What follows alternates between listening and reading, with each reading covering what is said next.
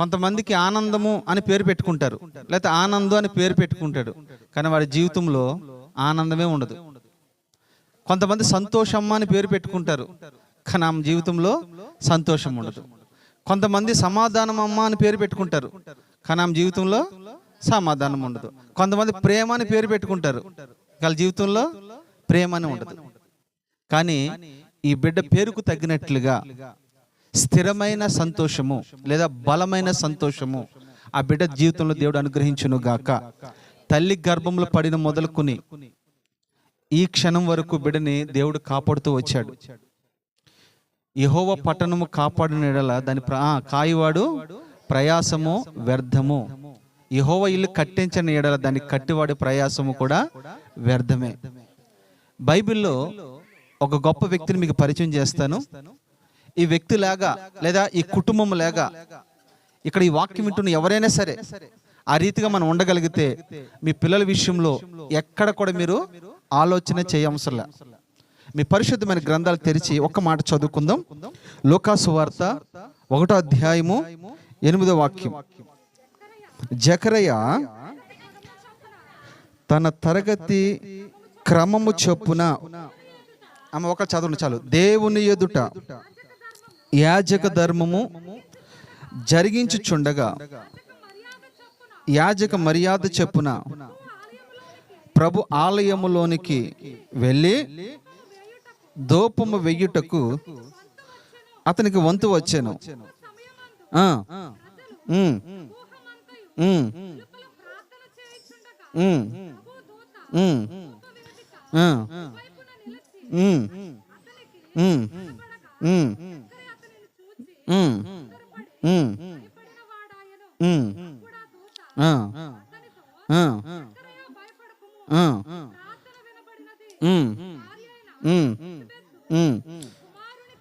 చాలు.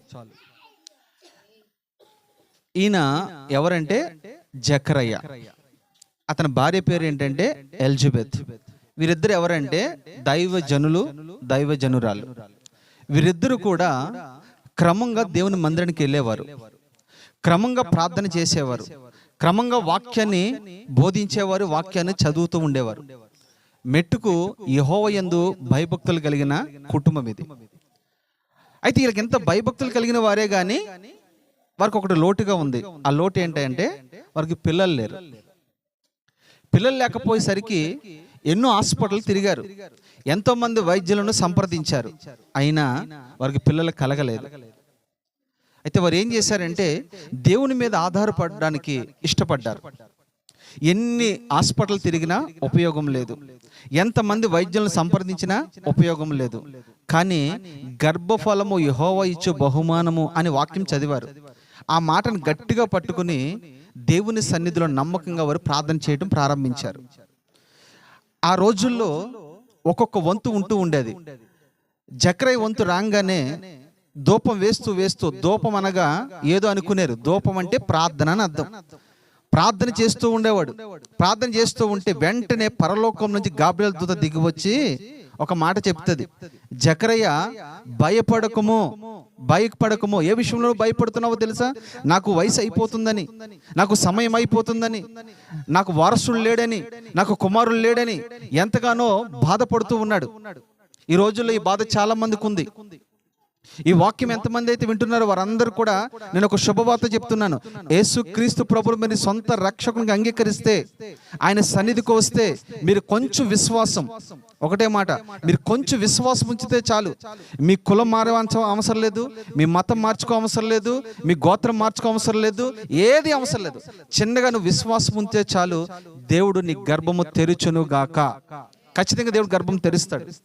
గర్భఫలము ఆయన ఇచ్చేదే అనుకుని ఈ వ్యక్తి ఏం చేశాడంటే దేవుని సన్నిధిలో ప్రార్థన చేస్తూ ఉన్నాడు.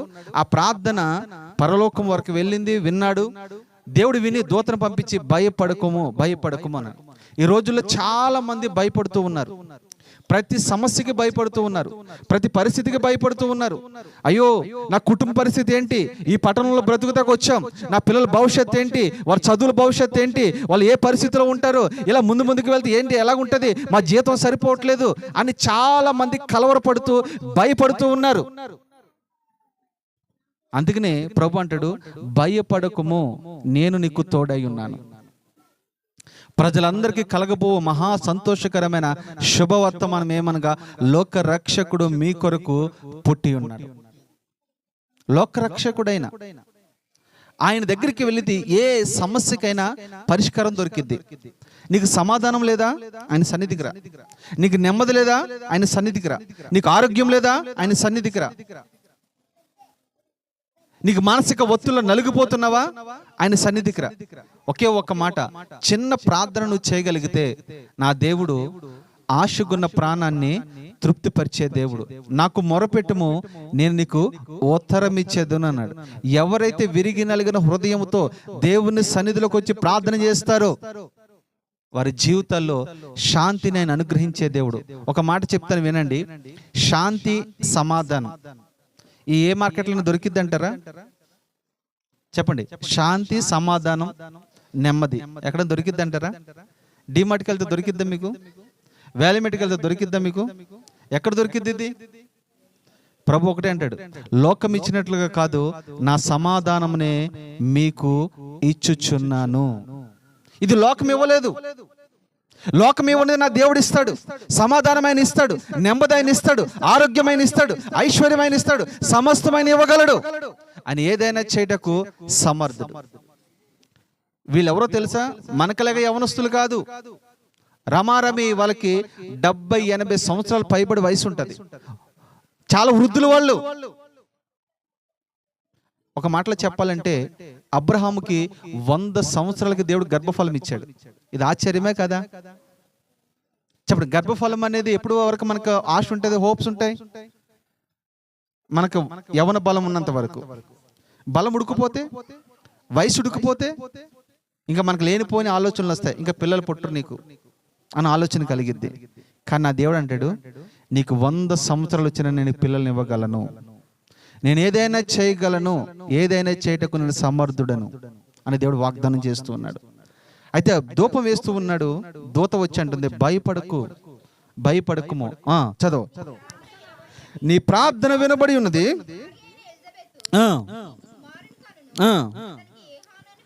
అతనికి యోహాను అని పేరు పెట్టేదవు.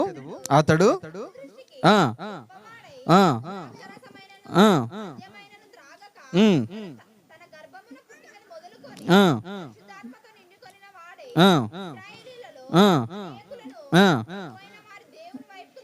చాలు. ఇక్కడ మీరు గమనిస్తే ఈ మాటలు ఎవరు చెప్తున్నారు? సాక్షాత్ము దేవదూతలే చెప్తూ ఉన్నారు.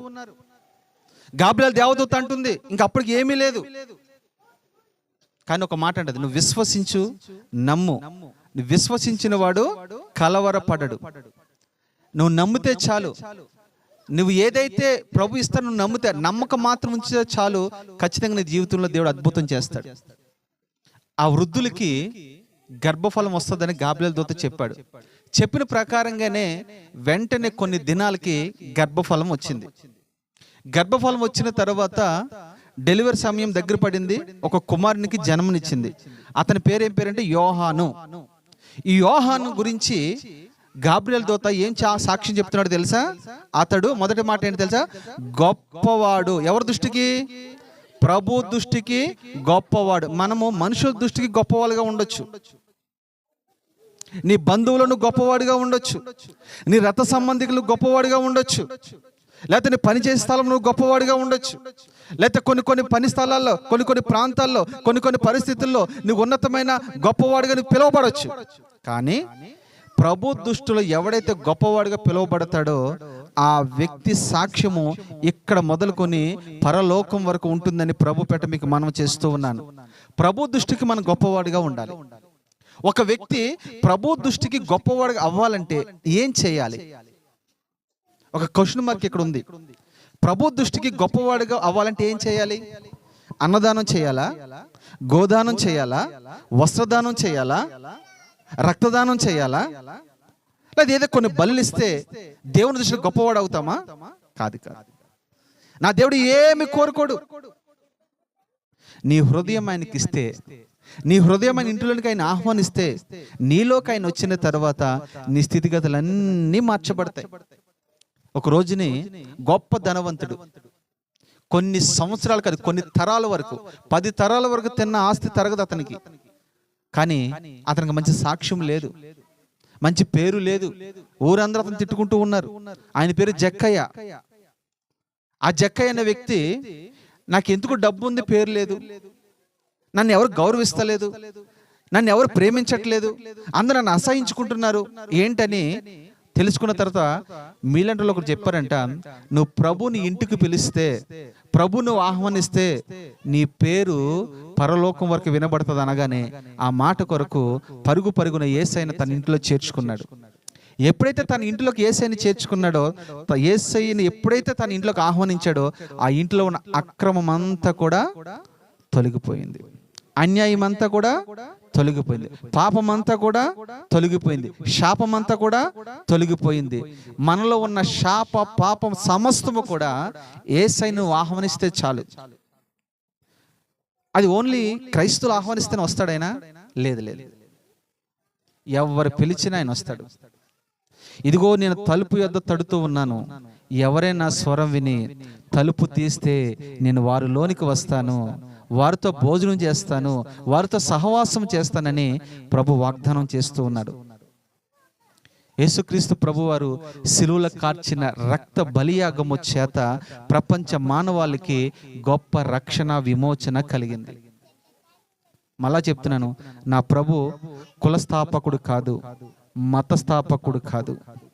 ఆయన మతాన్ని స్థాపించడానికి రాలేదు, కులాన్ని స్థాపించడానికి రాలేదు. ఆయన ఎందుకు వచ్చాడో తెలుసా?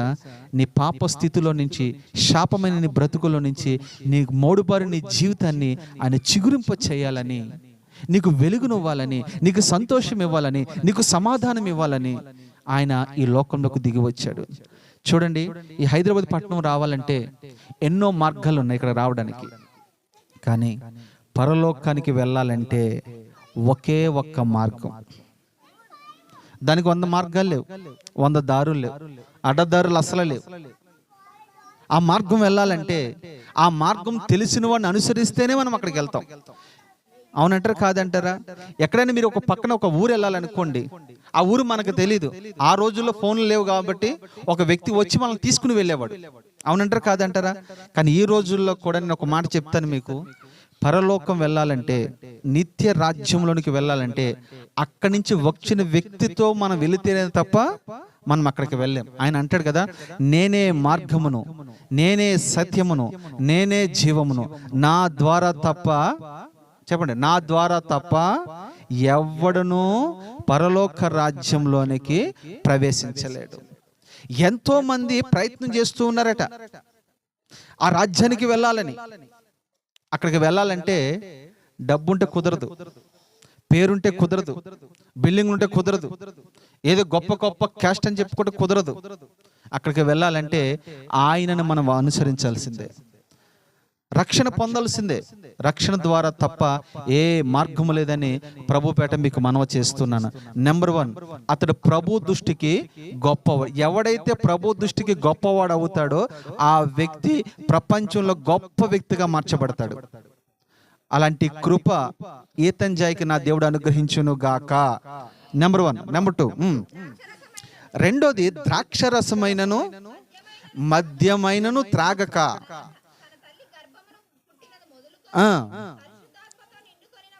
చాలమ్మా, ఇక్కడ రెండో అనుభవం ఏంటంటే, ఈ వ్యక్తి గొప్పవాడు అవ్వాలంటే అతనికి ఏముండకూడదో తెలుసా? ద్రాక్షరసము తాగకూడదు. ద్రాక్షరసం అంటే బ్రాంది, అది తాగకూడదు. ఈ రోజున త్రాగుబోతులు ఎక్కువైపోయారు. చిన్న వయసులోనే డ్రగ్స్కి అలవాటు పడి, చిన్న వయసులోనే సిగరెట్లు తాగి, చిన్న వయసులోనే మందు తాగుతూ, చిన్న వయసులోనే వారి జీవితాలు పాడు చేసుకుంటూ ఉన్నారు. వాడి గురించి ఎంతో మంది ఎన్నో ఆశలు పెట్టుకుంటున్నారు. ప్రత్యేకించి తల్లిదండ్రులు, నా కుమారుడు పెద్దవాడు అయిన తర్వాత ఎంతో పేరు తీసుకొస్తాడు, మమ్మల్ని పోషిస్తాడు, అనేక మందికి ఆదర్శమూర్తిగా ఉంటాడు, అనేక మందికి రోల్ మోడల్గా ఉంటాడని ఎంతో మంది తల్లిదండ్రుల ఆశతో బిడ్డలు పెంచుతూ ఉన్నారు.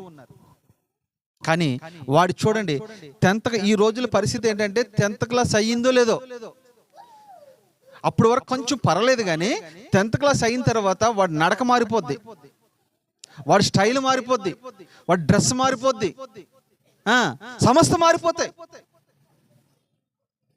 అందుకని బైబిల్ అంటుంది, బాలుడు నడవవలసిన త్రోవలో వాడిని నడిపించండి. ఎప్పటి నుంచి?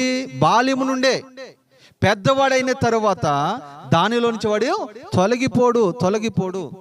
చిన్నతనం నుండి దేవుని యందు భయభక్తులు కలిగిన వారు మన బిడ్డలు మనం పెంచితే పెద్దవాడైన తర్వాత వాడు చూడండి అనేక మందికి ప్రయోజకుడిగా మార్చబడతాడు, అనేక మందికి దీవెనకరంగా మార్చబడతాడు, అనేక మందికి ఆశీర్వాదకరంగా మార్చబడతాడు, అనేక మంది ఆకలి తీర్చేవాడుగా మార్చబడతాడు, అనేక మందిని పోషించేవాడుగా మార్చబడతాడు, అనేక మందికి సహాయం చేసేవాడుగా మార్చబడతాడు. అలా మార్చబడాలంటే ఏదో విద్య బోధిస్తే సరిపోదు, 4 మాటలు చెప్తే సరిపోదు. వాడికి ధర్మశాస్త్రం గురించి చెప్పాలి. ఆ అనుభవాలు మన పిల్లలు మనం పెంచగలిగితే పెద్దవాడైన తర్వాత వాడి గురించి నువ్వు ఆలోచించే అవసరమే లేదు. ఈ రోజున యవనస్తులు అందరూ పాడైపోతూ ఉన్నారు. కారణం ఏంటో తెలుసా? భయము భక్తి లేక. తల్లిదండ్రులు దేవుని మందిరానికి వస్తే పిల్లలను కూడా దేవుని మందిరానికి తీసుకురావాలి. ఒక మాట మీకు చెప్పాలి, ఇక్కడ చర్చికి వస్తే ఏదో మార్చేస్తారనుకుంటారు, ఏం మార్చరు. చర్చికి వస్తే ఒక మాటలో చెప్పాలంటే, పాడైపోయిన ఒక బైక్ ఉందనుకోండి, షెడ్డుకు తీసుకెళ్ళడానికి ఏం చేస్తారు వీళ్ళు? పాడైపోయిన కారు ఉందనుకోండి, షెడ్కి తీసుకెళ్తే ఏం చేస్తారు? పాడైపోయిన వ్యక్తిని హాస్పిటల్కి తీసుకెళ్తే ఏం చేస్తారమ్మా?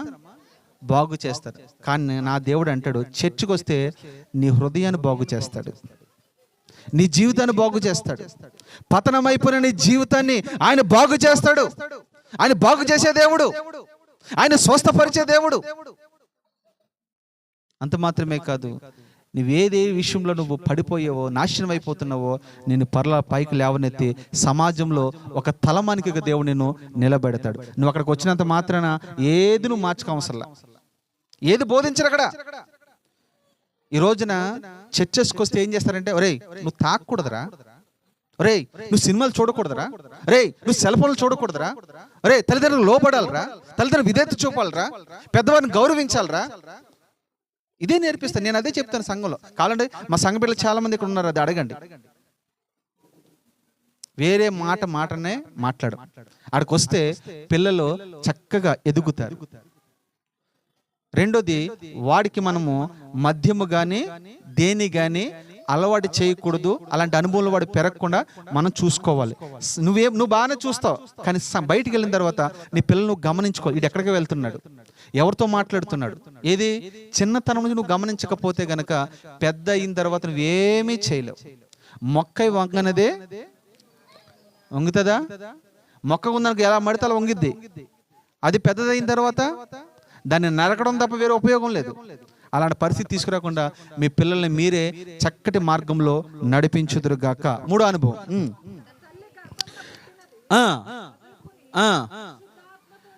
చాలా అద్భుతం అండి. ఇదైతే ఆ చిన్న పిల్లవాడు అంటే తల్లి గర్భంలో ఉండగానే పరిశుద్ధాత్మతో నింపబడిన వాడిగా ఉన్నాడు. పరిశుద్ధాత్మ మనలో ఉంటే ఆయన మంచి బోధకుడు, మంచి టీచింగ్ ఇస్తాడు. మనం ఎలా నడవాలి, ఎక్కడికి వెళ్ళాలి, ఎవరిని కలవాలి, ఏది చేయాలి, ఏది చేయకూడదు, ఏది మంచి, ఏది చెడు, ఇవన్నీ కూడా చక్కటి బోధిస్తూ ఉంటాడు. పరిశుద్ధాత్మతో నింపబడిన వాడు అనేక మందిని సంతోషపరుస్తాడు, అనేక మందిని ఆనందపరుస్తాడు, అనేక మందికి రోల్ మోడల్గా నిలబడతాడు.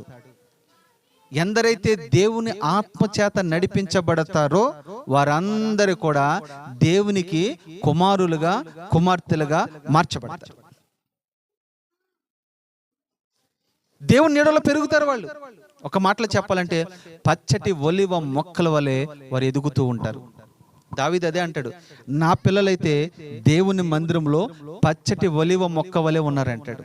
నేను అంటాను, ఒక మాట మీకు చెప్పాలి, ఎన్నో వృక్షాలున్నాయి, ఎన్నో చెట్టులున్నాయి, కానీ దావీదు ఒలివ మొక్కకి ఎందుకు పోల్చుకున్నాడు మీకు తెలుసా? ఒలివ మొక్కకి మరణము లేదు. దాన్ని ఎవడొక పెట్రోల్ వేసి తలగబెడితే తప్ప ఆ చెట్టు చావదు. అది నోవా కాలంలో జలప్రళయం వచ్చింది, అంత నాశనం అయిపోయింది. 40 రాత్రి భాగంలో నీటిలో ఈ ఒలివ మొక్క ఒక్కటే బ్రతికి ఉంది. అది విస్తారంగా ఫలిస్తుంది. ఎందుకు ఈ విషయం చెప్తానంటే, మీ పిల్లలు దేవుని మందిరంలో పెరుగుతూ ఉంటే, పరిశుద్ధాత్మతో నింపబడిన వారుగా ఉంటే, వారు నిత్యము పచ్చగా పచ్చగా పచ్చగా ఉంటారు, ఫలిస్తూ ఉంటారని ప్రభు పేరట మీకు మనం చేస్తూ ఉన్నాను. తర్వాత మాట మనం చదువుకుంటే,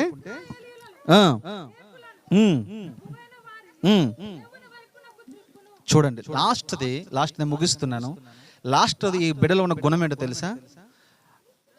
ఇజ్రాయేలీయులను లేదా అనేకులను ప్రభు అయిన దేవుని వైపు త్రిప్పుతాడట. త్రిప్పాలి. మనం కూడా చూడండి, మన యవనస్తులు ఎటువైపు తిప్పుతారు చెప్పండి? ఎటువైపు తిప్పుతారు?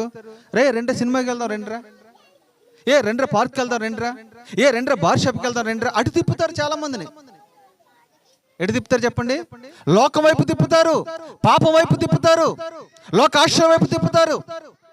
కానీ ఈ బిడ్డ అంటున్నాడు, నేనైతే అనేక మందిని ప్రభు తట్టుకు తిప్పుతాను, దేవుని వైపు తిప్పుతాను, మంచి మార్గంలో తిప్పుతాను. నేను అంటాను, ఈ ప్రాంతంలో ఒక వ్యక్తి, మంచి వ్యక్తి ఉన్నాడు అనుకోండి, ఆ వ్యక్తి అనేక మందిని బాగు చేస్తాడు, అనేక మంచి సలహాలు చెప్తాడు. అంతేగాని ఒక చెడిపోయినోడు ఉన్నాడు అనుకో, 10 మందిని చెడుపుతాడు. ఒక బాగుపడిన వ్యక్తి ఉన్నాడు అనుకోండి, కనీసం 2-3 బాగు చేయడానికి ప్రయత్నం చేస్తూ ఉంటాడు. అనేక మందిని ప్రభు తట్టుకు తిప్పేవారుగా మనం ఉండాలి. ఎక్కడి నుంచి తిప్పాలి మనము చెప్పండి? ఎక్కడి నుంచి తిప్పాలి? లోకంలోంచి తిప్పాలి. లోకంలో ఏముంది? నేత్రాశ ఉంది, శరీరాశ ఉంది, జీవోపడమం ఉంది, లోకంలో పాపం ఉంది, లోకంలో శాపం ఉంది, లోకంలో దరిద్రం ఉంది, లోకంలో ఎన్నెన్నో భయంకరమైన పరిస్థితులు ఉన్నాయి. అక్కడి నుంచి ఒకరిని అగ్నిలోంచి లాగినట్లు కొందరినైనా మనం లాగేవారుగా ఉండాలి, కొందరైనా మనం త్రిప్పేవారుగా ఉండాలి. అలా తిప్పాలంటే నీ పిల్లల్ని బలవంతుని చేతిలో బాణ వంటి వాడిగా మనము సిద్ధపరచుదుముగాక. ప్రభు తట్టు త్రిప్పేవారు ఎలాగుంటారని ఒక మాట చెప్పి నేను ముగిస్తాను. దానియేలు గ్రంథము 12వ అధ్యాయము 3వ వాక్యం. దానియేలు గ్రంథము